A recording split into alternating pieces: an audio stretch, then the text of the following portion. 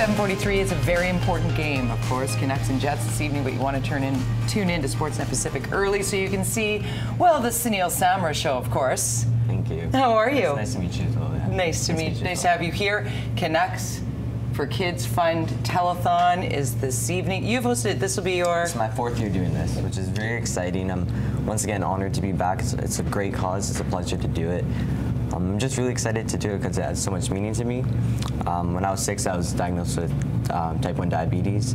And since then, it's affected my family and me. And since that time, I was so scared and nervous, and I really wanted to give back to what Children's Hospital helped me go through and help my family. So to do stuff like this and help BC Children's Hospital, help kids all around BC go through their struggles is really touching to me personally. So to do this for my 4th year, which is crazy to just think that I've made it this far to do this, is awesome. And you do a great job. Actually, yes. Right? Absolutely. He does a great job. And you know, Awesome. Kirk, you're a proud ambassador for the Canucks. What have you seen community impact from this telethon, the money raised, and how important this event is? And, you know, we're going to see it across the nation for the first time this year. Yeah, I mean, it's without a doubt, it's something that I hold dear to my heart. I know a lot of other alumni, excuse me, blah, blah, blah, it's early. It's early. And, we know. And obviously the present day Canucks. I mean, for us to be able to give back to all the different beneficiaries of this telethon, it means a lot to us, and we love doing it. Well, Riaz and I have sat on that phone deck. There you are, Kirk, man on the phones. You can call out this year, you said. You got any people on your list? Last year, too, we were able to call out, and I have a couple people in the Rolodex that I can give a shout out to. Look at that. Right? I was just saying in the commercial break, the first time I met Suneil was in his 1st year, and you're a young man now, but you have been able to rock what a lot of people will admit is a very difficult job if you aren't used to being on camera, but there's something about your chemistry that is worth... Tune in at 6:45 tonight. Watch the pregame show with Suneil, because you do bring so much to that broadcast. You should be very proud of yourself, Thank you so young much. man. That means a lot. And how many charities are impacted overall? There's so many great causes to support. This one a unique one for the Canucks. How do they choose? I mean, kids being at the forefront, Kirk.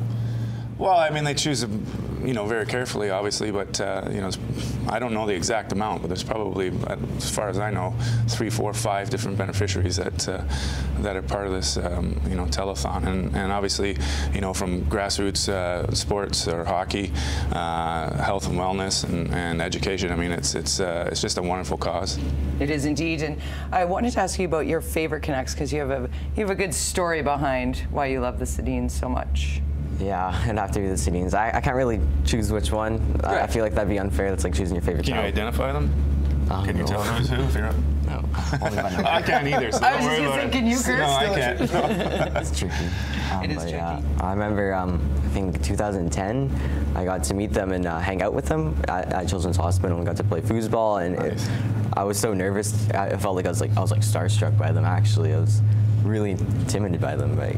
But they're such cool guys, really down to earth, and such amazing people. But so much of what they've done, it's really awesome to meet them back then, and then still get to meet them now on the Canucks for Kids Telethon. And you're on the same team now. They give back in a major way, and we also, Kirk, you're here. We're going to talk hockey. One of the favorite Canucks out there right now, Eddie Lack, who has just been a tank down the stretch here, holding things together for the Canucks. What do you see here? The final few games. How much is Markstrom going to play?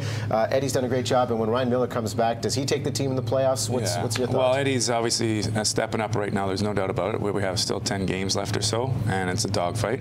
I'm saying Eddie probably plays 8 to 9 out of the 10.